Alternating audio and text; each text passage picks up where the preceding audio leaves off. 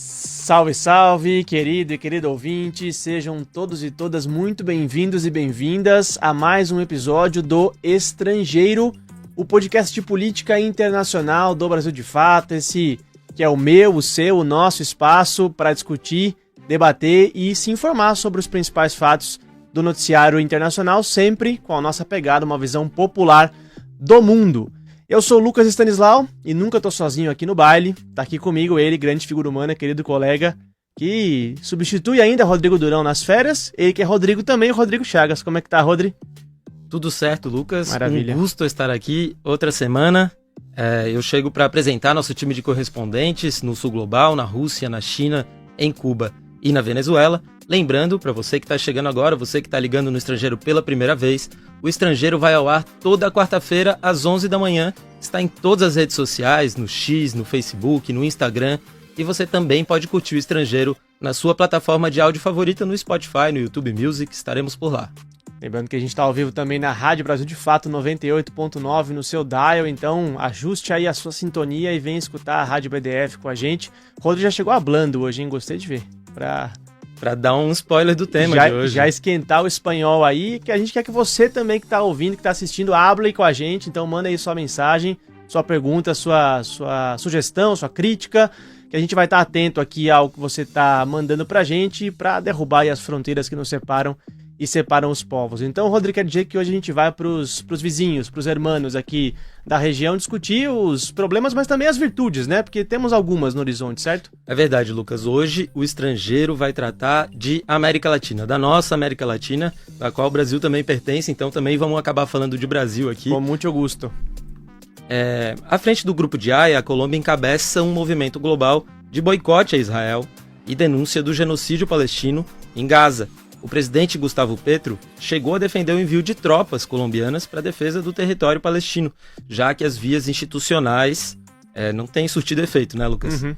No mesmo compasso, o país também anunciou a sua saída da OTAN, a Organização do Tratado do Atlântico Norte, dizendo, uma aspa forte aqui para o Petro, a Europa precisa parar de apoiar os nazistas. O que por si só já é um absurdo, a Colômbia tá como sócia aliada da OTAN, que é do Tratado do Atlântico Norte, né? Mas a gente pode discutir melhor aí ao longo do episódio. E diz muito sobre o histórico da Colômbia, né? Perfeito. De subordinado aos Estados Unidos na região. Exato. Mas também em outros cantos do continente, a gente vai falar também de México, de Brasil, já que tanto a Cláudia Sheinbaum quanto o Lula prometem respostas às taxações, às sanções do Trump e não se submeteram, digamos assim, às ameaças do presidente estadunidense. A pergunta de hoje é como vai a América Latina nesse contexto mundial de guerras, de disputa por hegemonia? Para começar essa conversa, vou chamar nosso correspondente em Cuba, Gabriel Vera Lopes, que vai chegar conosco aqui no Estrangeiro. Gabo, eu queria te chamar para a conversa para falar um pouco sobre o Gustavo Petro, né? Esse presidente que rompe com uma tradição de presidentes de revezamento entre presidentes de direita na Colômbia e que, como eu disse na introdução aqui, tem tido uma postura internacional que chama a atenção, né? Tanto pela combatividade quanto pela ousadia, né, em enfrentar líderes como o Donald Trump, por exemplo, mas também internamente, o Petro tem encarado disputas acirradas, conseguiu aprovar uma reforma trabalhista progressista na Colômbia, uma novidade, algo inédito na história daquele país. Qual é a tua visão sobre esse momento do Petro, da Colômbia e sobre a nossa América Latina, Gabo? Bom, salve, salve, pessoal. O primeiro que eu acho que nós temos que pensar é que eu acredito que a América Latina e o Caribe estamos vivendo num momento muito complexo, um momento de muitos perigos que não são só da América Latina e o Caribe, mas são do mundo todo. O genocídio que está acontecendo em Palestina é um exemplo deste perigo com que está a humanidade. E eu acho que, como vocês falaram, né, que a postura de Petro, sendo um país com um histórico muito forte de vínculo com os Estados Unidos, com a OTAN, é uma postura que fala de uma coragem político muito grande. E se nós aceptamos que estamos num momento muito complexo, de muitos peligros, bom, não é um momento histórico para ficar na pequena política, para ficar especulando, para ficar vendo como você fica de boas com os Estados Unidos, a União Europeia. E eu acho que o mais interessante do que está acontecendo na Colômbia é isso, é que tem uma perspectiva histórica, ideológica de uma disputa que não é só política, eu acho. Acredito que o que Petro está fazendo é interpretar a necessidade de encarar a adversidade de frente e travar essas disputas ideológicas. Um exemplo disso, eu acho que é sua constante chamado pela mobilização como uma forma de enfrentar a direita. A semana passada nós olhamos que lá em Colômbia teve este encontro muito bom, né? Muito necessário neste momento para denunciar o genocídio que está acontecendo em Palestina, mas teve também uma coisa que foi muito importante.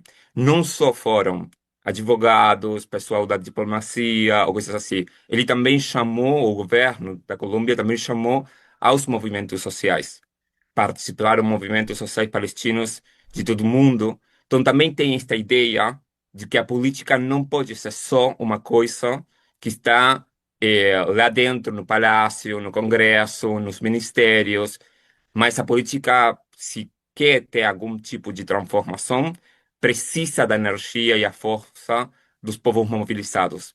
E eu acho que isso é a grande novidade que está acontecendo em Colômbia, porque nós temos que separar. Uma coisa é que o país não teve um governo progressista por muito tempo, e esta é a primeira vez, depois de décadas, que tem um governo progressista, mas é um país com uma tradição de luta e um povo que tem uma tradição de luta muito grande. Então a pergunta é como vincular as lutas do povo, como vincular toda essa energia com um novo governo que quer dialogar com isso e que precisa dessa força para fazer transformações.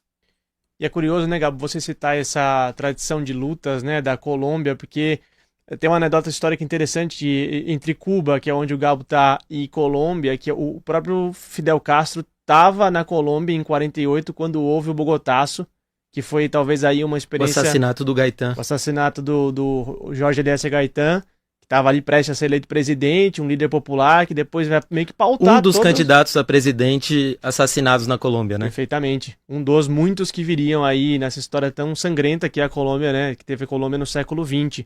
Agora, Ele não só estava em Bogotá, mas ele ia se entrevistar com Gaitán vejam no só. mesmo dia que o Gaitán foi assassinado. Uhum. Tem todo um histórico do Fidel Castro antes da Revolução com essa preocupação internacional.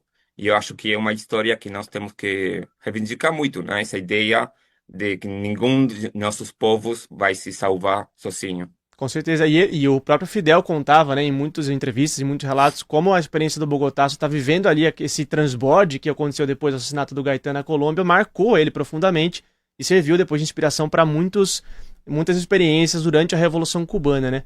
Agora, Gabo, é interessante porque Cuba é um dos países da América Latina que já havia rompido relações com Israel há muitos anos, a Venezuela era outro, que há muitos anos não mantinha relações com Israel.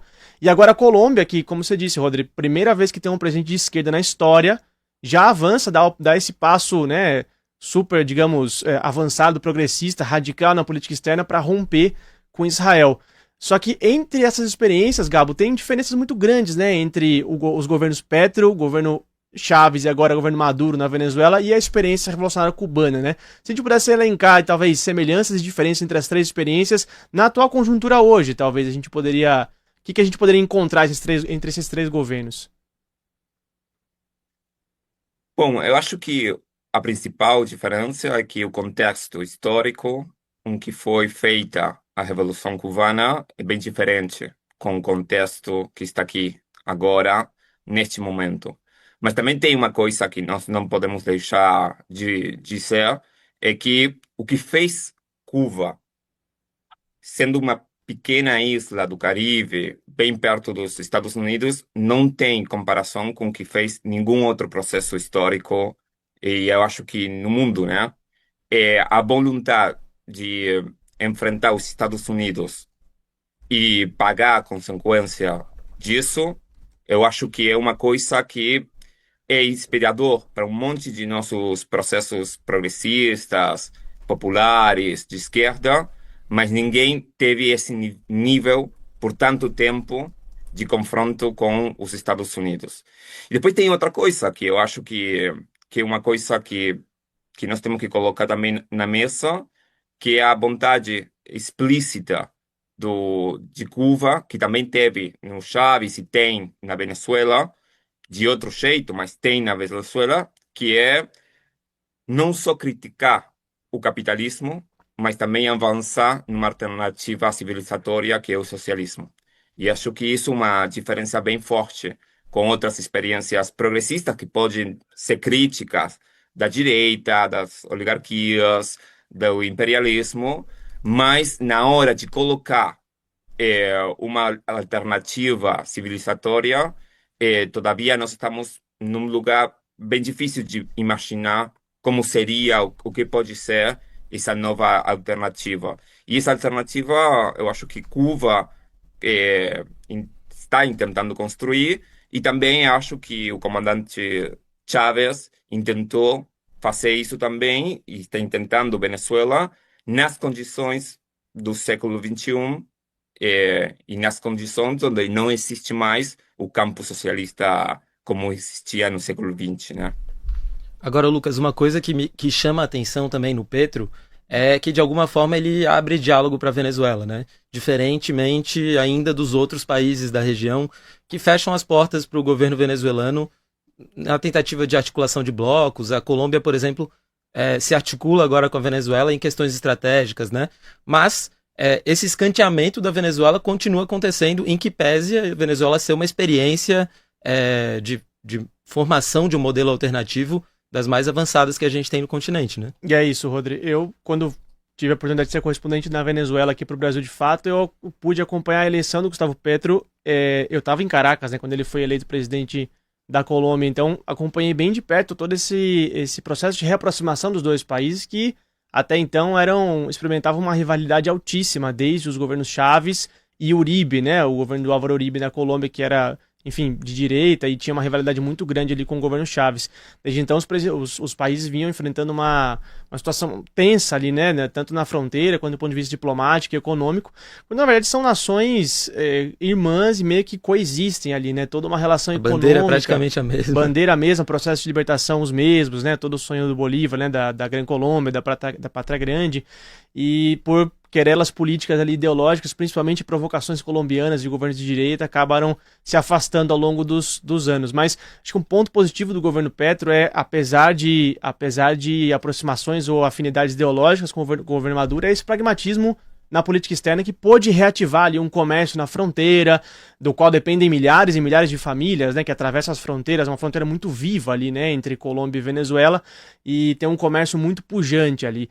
E até não só a reabertura de fronteiras, reabertura de pontes, reabertura de passagens fronteiriças, terrestres, aéreas, né, retomada de voos entre os países, que chegamos ao absurdo de não ter voos, né, entre Caracas e Bogotá, que é uma distância praticamente São Paulo, Rio de Janeiro, né? Uma ponte aérea super comum, que haviam centenas de voos saindo, e no ápice da crise ali a gente perdeu até essa conexão aérea entre os dois países, entre as duas capitais. E isso pôde de fato fazer uma relação mais pujante entre os dois, econômica e não sei se política hoje, que as relações estão mais frias, mas econômica, a ponto de a gente ver aí o interesse do Estado colombiano em adquirir empresas estatais venezuelanas que ficam em território colombiano, como é o caso da Petroquímica Monômeros, que é de propriedade estatal venezuelana e já está sendo negociada, inclusive, para ser comprada pela Ecopetrol, que é a petroleira colombiana. É uma empresa que dá lucro, enfim, que foi meio que roubada ali na época das tentativas de golpes de Estado contra o governo Maduro. E mesmo a relação entre a Ecopetrol e a PDVSA, né, entre as duas petroleiras estatais, foi reativada aí ao longo desse governo Petro. O mesmo, infelizmente, a gente não pode dizer das relações Brasil-Venezuela, né? Havia uma expectativa muito grande com o retorno do Lula à presidência, né, de retomar esse comércio que outrora também tinha sido muito frutífero, muito benéfico para os dois países. A gente tem o caso da hidrelétrica, toda a rede elétrica que abastece Roraima, né, que é a hidrelétrica de Guri, na Venezuela, né, e também toda a questão da refinaria Abreu e Lima, que foi alvo aí de muitos ataques da Justiça, da Lava Jato, enfim, mas que também era um projeto muito, muito importante ali entre os dois países, né, essa refinaria que fica no estado de Pernambuco. E não só isso, mas também o abastecimento de mercadorias de consumo, né, principalmente alimentos, alimentares e manufaturas brasileiras no mercado venezuelano, que é muito carente, né? A gente sabe que produção interna venezuelana é muito deficitária, né, nesse sentido. A gente falou sobre isso, né, 2 capítulos atrás. Há 2 episódios, né, de como a Venezuela tem dificuldades na indústria nacional para produzir coisas, né, produzir manufatura, produzir comida. Então, há décadas atrás, os produtos brasileiros abasteciam muito as gôndolas dos supermercados venezuelanos. O que agora tem uma dificuldade aí política, diplomática, de se restabelecer essas conexões. Acho que muito na esteira ainda do pós-eleições na Venezuela, né, que ficou muito marcada ali por essa influência tanto norte-americana quanto da própria oposição venezuelana de tentar bagunçar ali o pleito, de tentar meio que macular, né, essa reeleição do Maduro. E isso virou um gargalo na região, onde se falar de Venezuela acaba sendo um tabu. Virou um complexo, inclui a Venezuela em grupos, em foros, em discussões, e acaba que o país frequenta só, talvez, esses espaços mais restritos criados na época do Chávez, então a ALBA TCP, né, o próprio programa Petrocaribe, que tenta aí ser reerguido de alguma maneira, né, e a Unasul e a CELAC, que eram um espaço que poderiam fazer esse ressurgimento, né, dessa integração da Venezuela com o resto da América Latina, acabam que ficaram meio escanteados, né?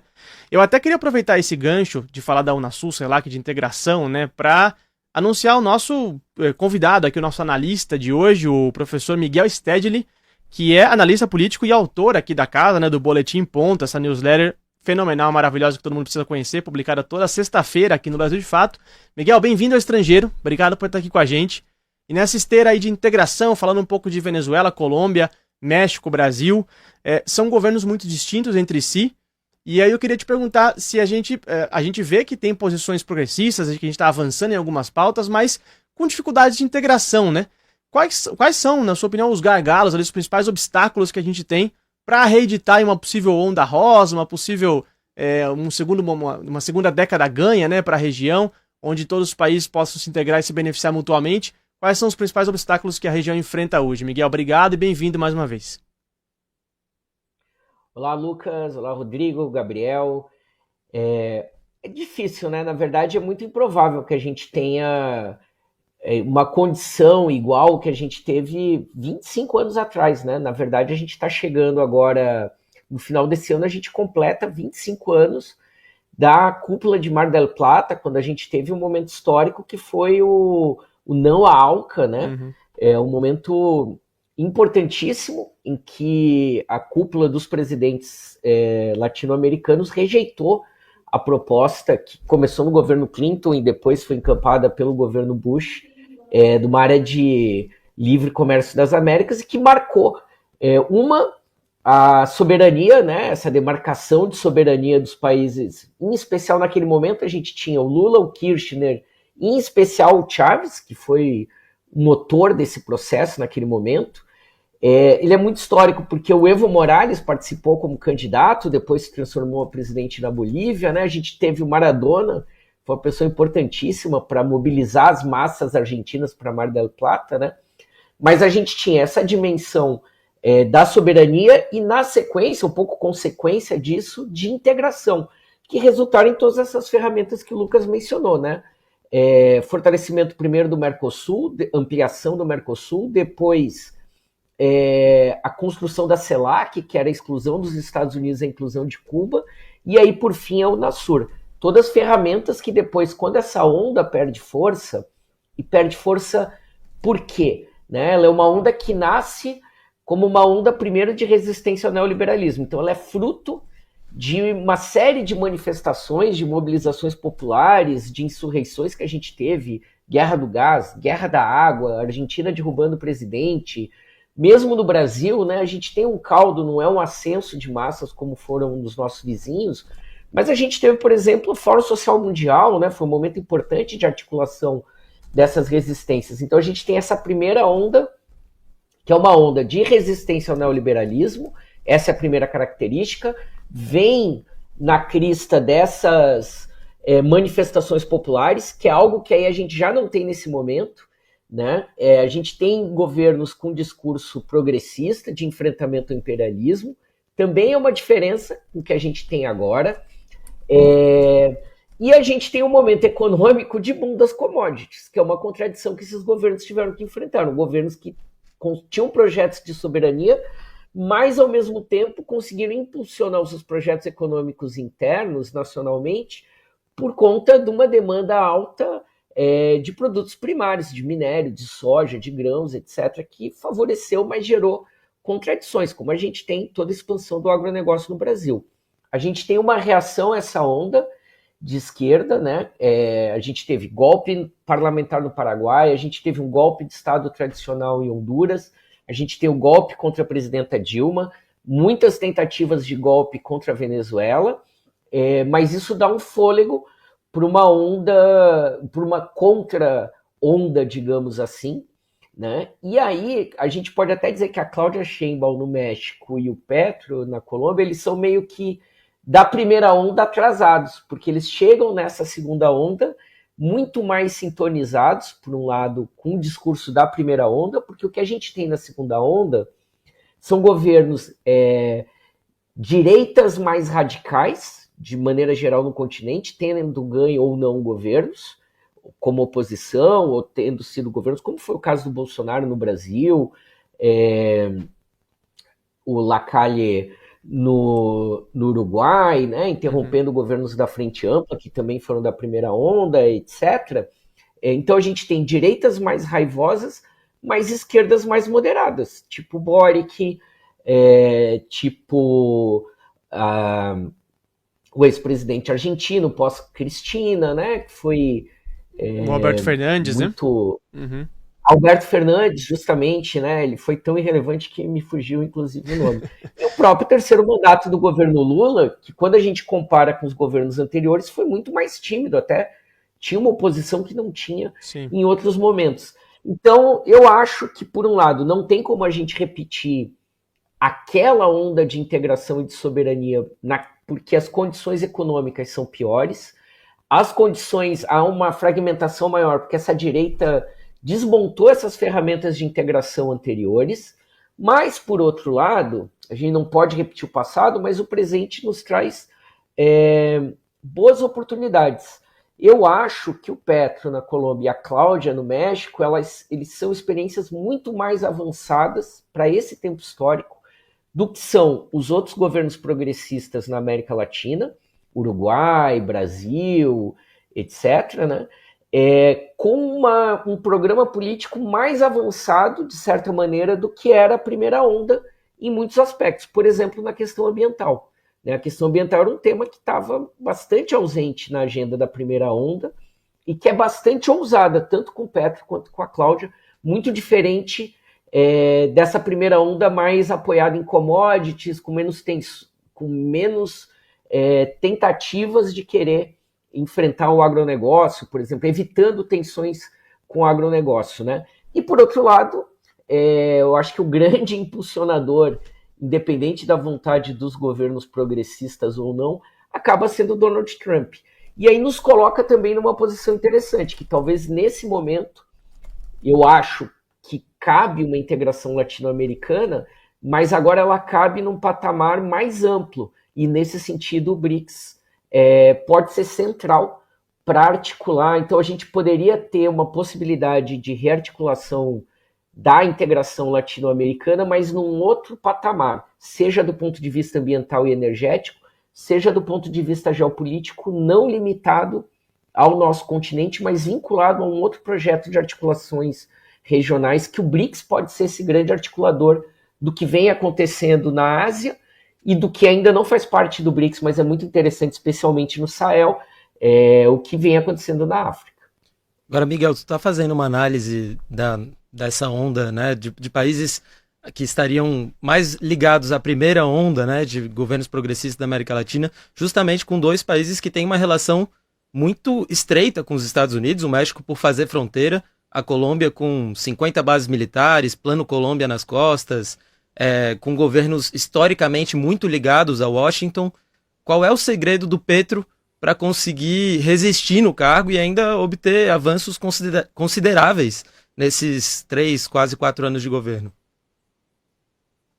Olha, eu acho que primeiro o que torna ainda mais interessante esses dois governos é justamente isso, né? Poderiam ser governos que, como você lembrou bem, pela trajetória histórica, ou no caso do México, até pela posição geográfica, poderiam ter uma posição mais recuada. E ao contrário, quando Trump anuncia o tarifaço, foram justamente os dois primeiros países a se posicionarem de forma mais contundente contra a deportação de imigrantes, contra as posições, etc.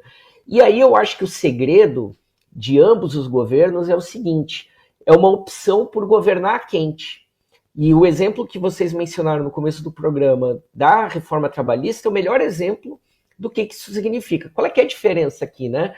Governar a frio é um pouco o que a gente vê no Brasil, né? Vamos evitando as tensões, vamos tentar construir conciliações, não vamos fragilizar as frentes amplas, as coalizões, etc. O Petro, ele vem, primeiro, né, como na primeira onda, de um processo de mobilizações importantíssimo, em busca dos diálogos de paz, da marcha patriótica, né? Constrói um histórico de mobilização popular que é uma... na outra vez que a gente discutiu a Colômbia aqui no programa, eu mencionei isso. Olha, por maiores dificuldades que o governo do Petro tem, a gente não pode ignorar o símbolo que é, pela primeira vez na história da Colômbia, ter um governo progressista.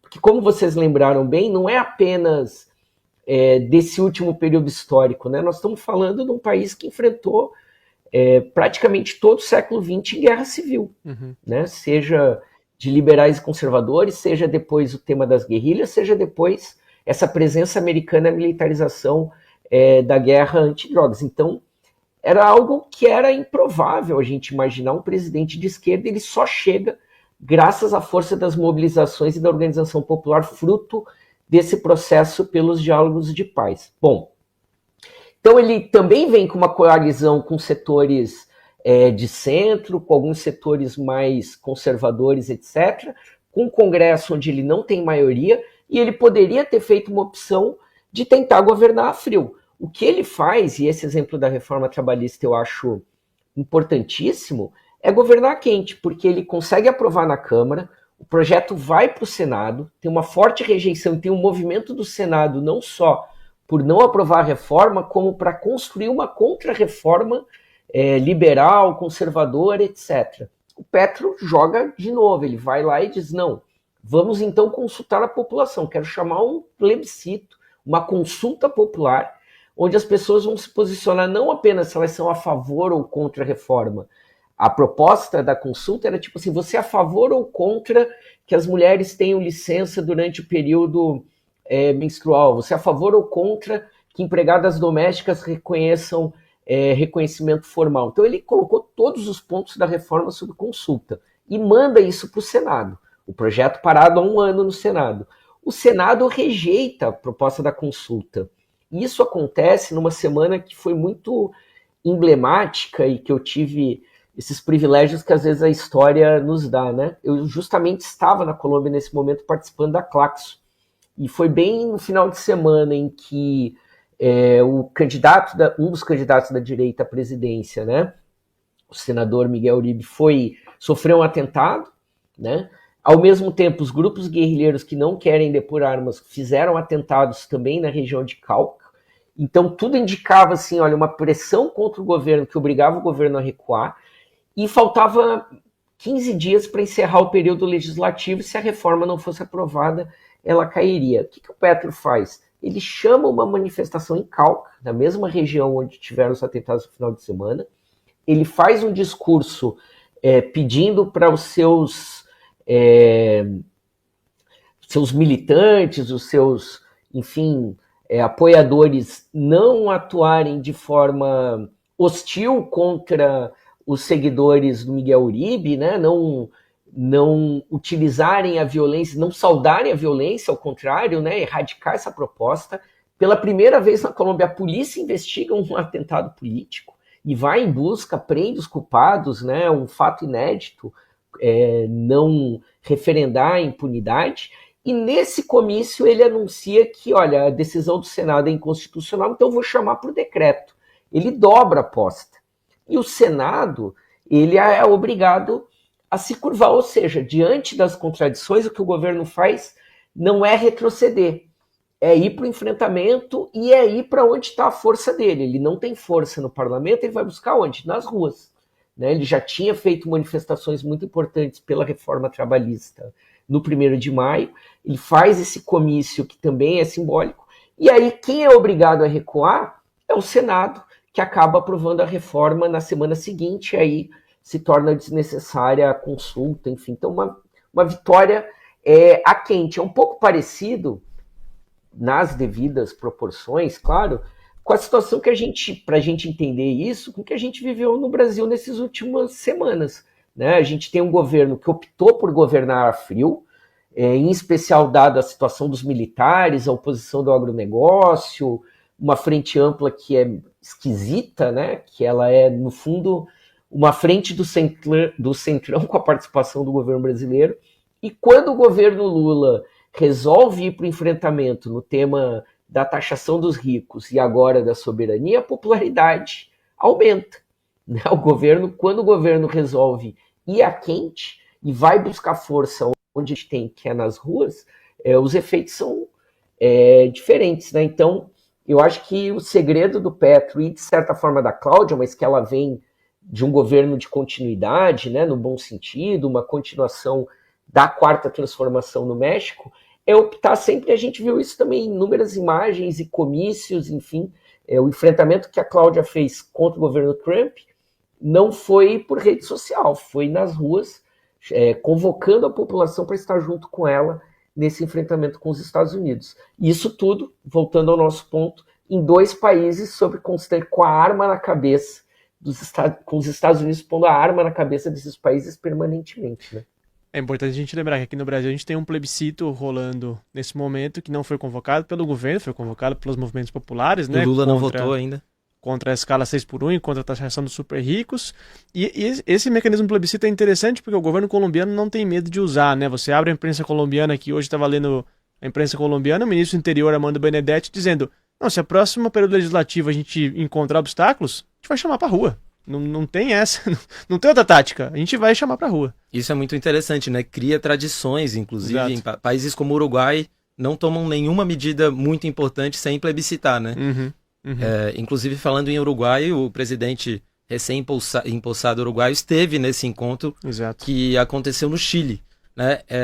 A convite do Boric, com o Petro e também o Pedro Sanches. O Gabo, no início do programa, trouxe para a gente um pouco de informações sobre esses 2 encontros que aconteceram do grupo de Haia e esse no Chile, mas eu queria botar um olhar mais focado nesse encontro no Chile, Gabo. Se tu puderes contar um pouco para nós o que de prático sai desse encontro, o que o Pedro Sanches vem fazer aqui, né? Um presidente europeu, por mais que de viés progressista aqui na América Latina, e um pouco do nosso olhar também sobre o presidente chileno e o Yamandu Ossi, que chega como presidente do Uruguai, retoma a frente ampla no poder no Uruguai, mas o que ele tem a dizer nesse momento para a América Latina? Bom, eu acho que são 2 coisas. A primeira e mais importante neste momento é a importância que tem os espaços de diálogo entre diferentes forças políticas de esquerda, progressistas. Eu acho que isso foi o coração do encontro, mas também nós temos que entender e discutir que, como vocês falaram, foi um encontro que teve umas particularidades que não foram as dos governos progressistas no histórico de América Latina no último tempo, que tem que ver com a inclusão de países da Europa, na Espanha, e a exclusão, não chamar outros países latino-americanos. Então, também isso é para pensar. Por um lado, é um encontro de forças progressistas de esquerda, mas também é um encontro que fala com este setor da esquerda, com este setor do progressismo, nós não vamos falar. Isso é uma coisa que eu acho que nós temos que pensar para pensar o estratégico da questão da integração latino-americana, da luta contra o imperialismo, da possibilidade de radicalizar ainda mais nossos processos políticos. Eu acho que teve um preparatório, teve uma ideia do governo de Boric de fazer uma coisa bem democrata, bem de nós não queremos ficar só queremos ficar de boas com um setor da política, do establishment, da elite política, mas não queremos nos enfrentar com os Estados Unidos, com o que seja, né? Então teve isso por um lado. Depois, acho que o processo político na Chile é bem interessante. Eu estava escutando o Miguel falando que o Petro ele foi produto da mobilização que teve na Colômbia. E nós podemos pensar que no Chile também o governo progressista foi possível graças a uma rebelião popular. Mas a diferença, eu acho que foi que o governo do Chile, ele deu as costas para a mobilização popular. Ele não se apoiou nas mobilizações populares.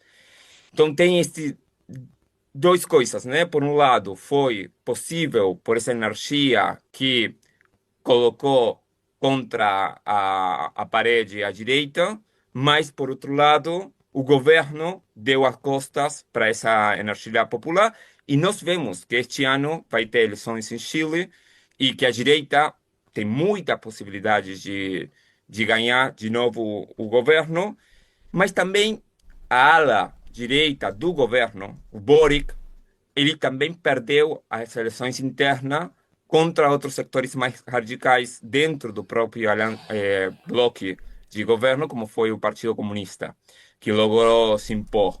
Então, acho que tem uma tensão que nós não sabemos bem como vai se resolver, mas teve uma aposta, uma ideia de construir no Chile, mas também na América Latina, um tipo de novo progressismo mais parecidos a, não sei, os demócratas dos Estados Unidos, e isso também tem tensões com as tradições políticas democráticas populares da América Latina que construíram com Cuba, com Venezuela, agora também, né, com Claudia Sheinbaum, com Colômbia, com Petro. Acho que isso é uma coisa que para pensar esse tipo de encontro. E por último, acho que o processo de Uruguai é parecido ao do Chile, mas também tem outras características, porque tem uma direita menos agressiva, também tem um progressismo que tampouco é muito transformador em aspectos da economia ou do enfrentamento com os poderosos. Então tem um tipo de governo mais moderado. Nesse sentido, eu acho que é mais parecido com a experiência do Boric, mas também, como você falou, é um tipo de governo muito mais democrático, na ideia de ficar todo o tempo falando com as bases, com o povo, plebiscitando, fazendo o que eles chamam as mateadas, que é falar com o pessoal do povo. Então, acho que aí também tem diferenças com esse tipo de novo progressismo mais democrata, que foi o do Chile. É interessante o Gabo resgatar um pouco esse histórico recente chileno, porque assim, eu não consigo pensar em expressão melhor do que a montanha pariu um rato, né? Assim, todas as manifestações populares de 2019 que assim pareciam que iam incendiar o país, iam tomar o país de assalto, e a gente ia acabar com o Gabriel Boric, né, que é uma figura de esquerda, mas associada muito a pautas conciliadoras e moderadas, e o fracasso da Constituinte, né? Isso é o pior, né? Isso é o pior de todos, é parar na mão da direita e, assim, a pauta completamente sequestrada, Podia travada. ter vindo um presidente de direita desde que a gente conseguissem aprovar a Constituinte, né? Mas isso foi muito chocante mesmo. Rodrigo, olha só, a América Latina tem muitos países, né? Tem. E o Brasil, de fato, tem correspondente em 2 deles. Em Cuba e na Venezuela. É verdade. Mas o Brasil, de fato, também queremos mais. Queremos mais. E o Brasil, de fato, cobre todos os países da América Latina. A gente tem cobertura e olhos atentos para todos os países da América Latina e do mundo. E você pode receber essas notícias fresquinhas na sua caixa de e-mail se você assinar a newsletter do Brasil de Fato, que é de graça, é linda demais. E você acessa ela em brasildefato.com.br/boletim. se inscreve lá, coloca seu nominho, coloca seu e-mail, que você vai receber na sua caixa de e-mail as últimas notícias do Brasil de Fato, reportagens exclusivas, especiais, programas, podcasts, reportagens em vídeo, textos que saem no nosso site. Então, brasildefato.com.br/boletim. Se inscreve na nossa news e vem acompanhar a América Latina e o mundo com a gente. Olha só, o Gabo citou esses governos mais moderados, né, da América Latina, e lembrando um pouco da diferença entre experiências mais radicalizadas como Cuba e Venezuela, né, Gabo? Eu queria fazer um retrospecto aqui rápido contigo, assim, quando a Venezuela sofreu as primeiras sanções impostas pelos Estados Unidos, foram em 2014. Cuba vem sendo bloqueada desde os anos 60, e são governos que continuam aí.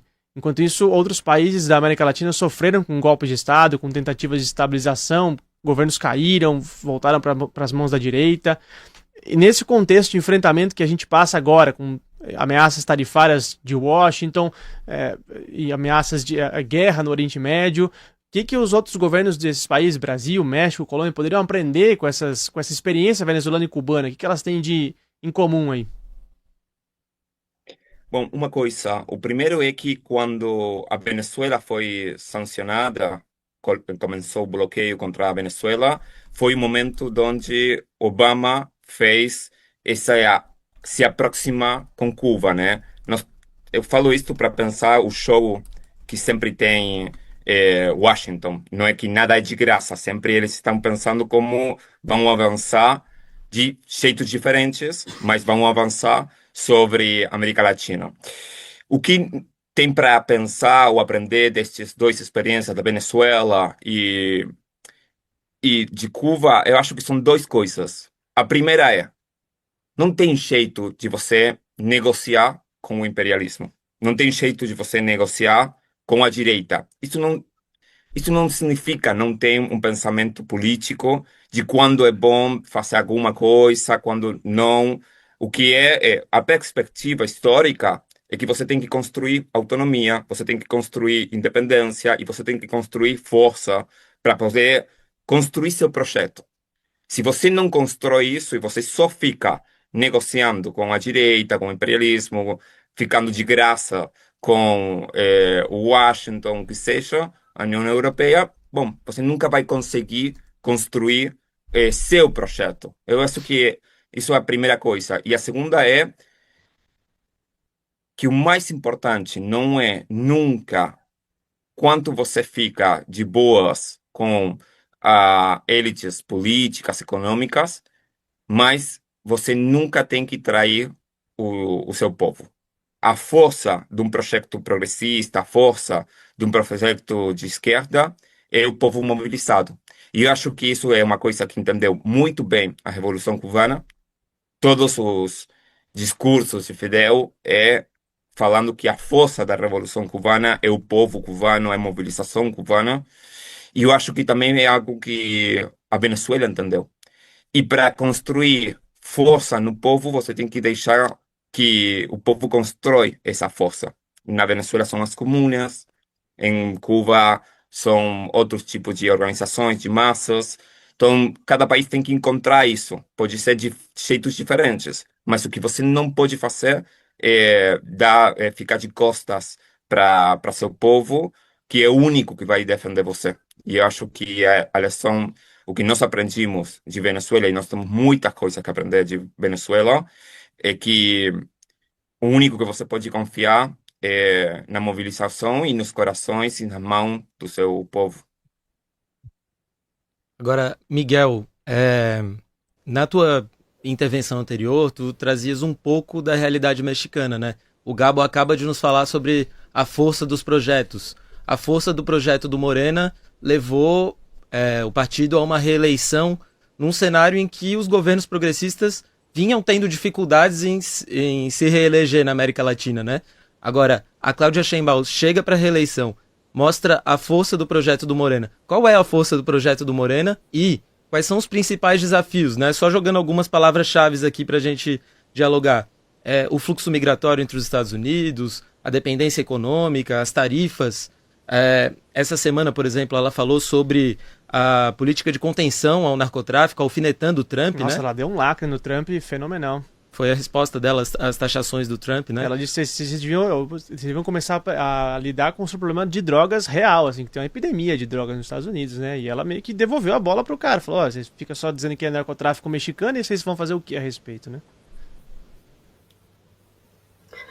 Olha, eu acho que é curioso que a gente pode encontrar, de novo, outras semelhanças ali entre o Petro e a Cláudia, porque ambos vêm de organizações novas, de partidos que acabaram sendo construídos em torno de mobilizações, né? Claro, o Morena vem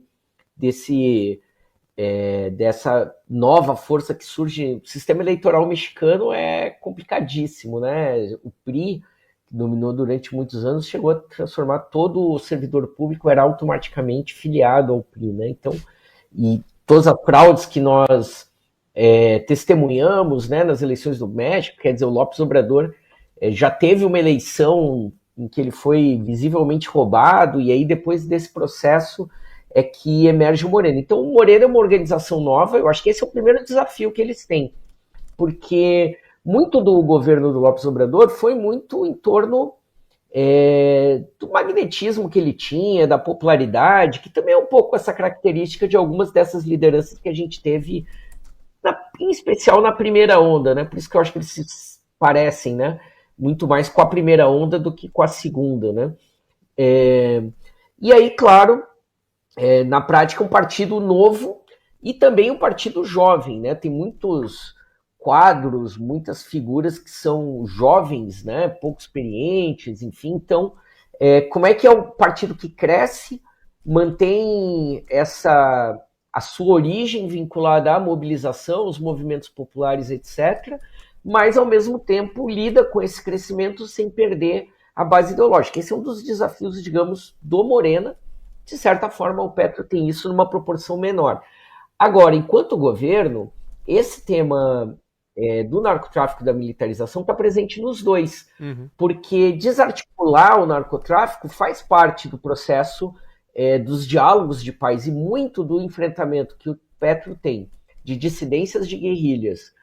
Aí eu não estou falando de grupos guerrilheiros clássicos como a ELN, estou falando de dissidências, grupos menores, locais, etc., que foram se colocando. Como de paramilitares, tem muita relação com o poder que o narcotráfico tem. Inclusive, nesse período em que eu estive na Colômbia, uma das hipóteses que o governo colombiano trabalhava sobre o atentado ao senador Miguel Uribe era justamente de que era uma ação vinculada ao narcotráfico, inclusive pelas características, vocês sabem quem é o menor de idade, né? Quem foi o atirador, enfim, isso era uma prática comum do narcotráfico, né? De recrutar jovens em condições, enfim, por vários motivos, egressos do sistema prisional, enfim, mandar para a morte na prática, né? Ou para a prisão, mas ligações, inclusive, com atentados e mortes de políticos no Equador pelo mesmo motivo. Então, um cartel de narcotráfico atuando internacionalmente que tenta influenciar na política desses países. Então, por um lado, o Petro tem a ação do narcotráfico e, por outro, ele precisa construir um caminho que não seja o caminho da direita, que era a ultramilitarização dessa discussão, ao mesmo tempo que ele procura desarmar, né? No caso da Cláudia Sheinbaum, também tem, e é talvez mais grave, porque na prática, em especial em algumas regiões do México, nós tivemos na prática um narco-estado, né, em que esses cartéis controlavam a estrutura do Estado, e isso levou à proposta mais polêmica do López Obrador, inclusive dentro da esquerda, então fora do Morena, mesmo em debates internos, mas principalmente fora, que na prática o López Obrador disse o seguinte, muito simplisticamente, né? Não dá para confiar nas polícias que nós temos aí. As polícias provinciais, as polícias locais, elas estão completamente controladas pelo narcotráfico, pelo crime organizado. Você precisa zerar e começar uma nova polícia do zero. E ele constrói uma polícia federal bastante militarizada, e aí tem essas contradições, que também diz muito para nós, né, brasileiros, porque também é um ponto de lacuna, de vácuo da nossa discussão. Qual é a proposta da esquerda brasileira para a segurança pública, né? Então, como é que você não cai nem na militarização, mas também não pode referendar um Estado, óbvio, não, a polícia do Tarcísio não nos serve, não é isso o modelo, nem uma polícia da Bahia, por exemplo, né? Então, são debates que também, a importância do estrangeiro é isso, né? A gente olhar para que os outros povos têm acumulado também de alternativas, assim como o Gabo falou da Venezuela e de Cuba, que sirvam como inspiração, aprendizado, sejam pelos erros, pelos acertos, né? Então, esse tema da segurança é um tema delicadíssimo e importantíssimo para o México. Agora, tem outras áreas que ela tem avançado muito, de equidade de gênero, do tema da educação, de acessos a serviços públicos. A gente não pode esquecer que o México, assim como a Argentina, mais do que o Brasil, foi também projeto piloto do neoliberalismo na América Latina no início da década de 90. Antes da ALCA, né, o México foi subordinado... O governo Vincent Fox, né, Miguel? Pelo nome, né? E mesmo outras figuras, né? Quando a gente lembra, por exemplo, uma figura como Carlos Slim, né? O magnata aí das telecomunicações, que tem a sua influência política não só no México, muito pelo contrário, toda a América Central e até em alguns setores e políticos de centro e de esquerda, inclusive da América do Sul. Então, é uma situação bastante delicada. Quer dizer, todos esses governos, seja a Colômbia, seja o México, seja os outros governos com ou mais avanços, até mesmo o Boric, que eu concordo completamente com vocês, tímido, assim, né? Você vem na possibilidade de uma onda de ascensão e vai freando, e não é à toa que a opção dele não foi a vitoriosa agora nas prévias internas, né? Exato. Para substituí-lo. E isso é outro detalhe interessante. Nem no México, nem na Colômbia, assim como o Chile, há reeleição.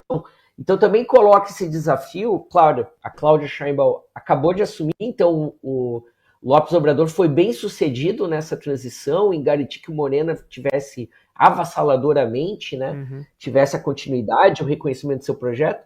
Agora, maio de 2026, a gente tem eleição na Colômbia e o Petro não pode concorrer.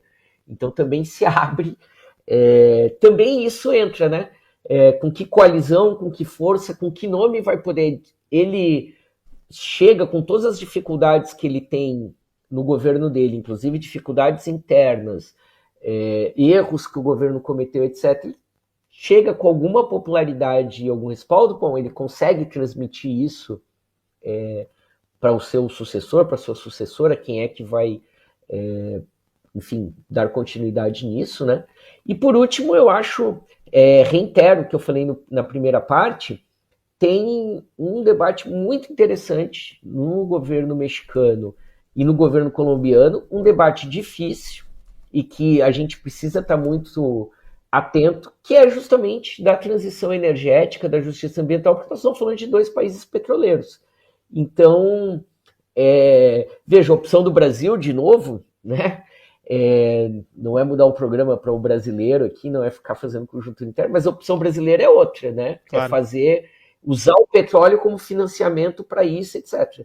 E em programa anterior a gente debateu, inclusive, naquela cúpula amazônica, quando a posição do Lula era a exploração da foz do Amazonas, né, da margem equatorial. E o Petro foi contra. Enquanto a proposta do Petro é não extrair nada de petróleo pelo próximo período na Amazônia. Então, a forma como o México e Colômbia estão enfrentando o tema ambiental também é interessantíssima. E talvez isso emerja, tenho dúvidas, com força aqui no Brasil, quando a gente tiver a COP30 no final do ano, quando certamente a posição... Vamos ver, né, se os países do sul global vão vir mais articulados e com uma posição mais unificada. Isso tem tudo a ver com o que a gente está falando sobre integração, possibilidades, pós-BRICS, etc. Sim. Ou se a COP vai ser marcada pela presença negativa dos Estados Unidos, né, se retirando de todos os acordos e, por tabela, anulando as reivindicações dos países do sul global. Então, a posição da Colômbia e do México vão ser bem importantes nisso. Exato, já tem várias críticas circulando nessa cúpula que vai acontecer em novembro, em Belém, aqui no Brasil, e a gente vai estar lá cobrindo o Brasil de fato, vai ter reportagem lá, então acompanha. Olha só, mandar um abraço aqui para quem está acompanhando, a Sidoca, a Maria, a Elaine, o Andrés, Todo mundo aqui que tá assistindo, acompanhando, interagindo com a gente, manda sua mensagem, seu comentário e vem brincar de terra plana com a gente, que vai ser agora. We don't need no education.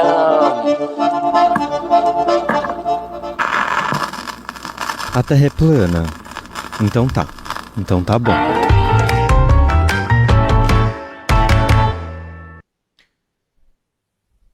Muito bem, chegamos aqui para esta que é a gincana das maiores bizarrices que saíram na semana. Cada um de nós vai trazer a principal aqui. Quem escolhe, Miguel Stedley, como sempre, voto justo, voto certeiro. Isso não é campanha.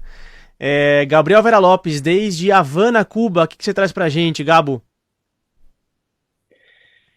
Bom, desde Havana, Cuba, nós estamos olhando muito um festival chamado Direita Fest, que tem como slogan ser um festival anti-esquerda, que está organizando na Argentina o Milei, vai participar. Você tem que pagar 25 mil dólares para entrar, para o setor VIP e tudo assim. E eu achava que é uma coisa divertida para fazer no fim de semana. Vai para escutar o Milei e toda essa gente boa. Vai ser que esse tem fim de lá semana no sul. esse fim de semana em Buenos Aires, e vai ter o quê? Música, arte, festa? Está sendo, não só vai ser no fim de semana. Eu acho que começa hoje. E não tem música, porque não é gente que tem muito coração para gostar de música e desse tipo de coisa. É só bate-papo bem de direita sobre como você tem que odiar as mulheres, tem que odiar a esquerda, tem que odiar os povos originários, e você vai sair de lá sendo um pouquinho mais fascista do que antes de entrar. E aí, Rodrigo, partiu? Lucas, se tivesse música, o DJ seria o Ivan Duque. DJ Duque, que já apareceu aqui em outros quadros. Manda lá, Rodrigo, o que você trouxe? No dia da independência argentina, 9 de julho, Javier Milei faz festinha na Casa Rosada com brindes, a demissão de 50 mil servidores públicos e a extinção de órgãos públicos como os institutos de agricultura familiar, do câncer e de doenças cardiovasculares, entre outras instituições públicas. Uma festinha semi-cerrada para 200 funcionários. Petit Comité. O Petit Comité do governo Milei. O Gabo deve sádico, ficar por dentro né, dessa história também. É sádico, né? Depois de bônus para chefes de repartições que mandem mais gente embora, agora eles comemoram os cortes de milhares de famílias que não sabem como é que vão comer nos próximos meses. Um brinde, 50 mil servidores na rua e todos esses institutos fechados, né? Que a gente sabe o que isso implica do ponto de vista da oferta de serviços públicos para as pessoas, né? Não, é chocante.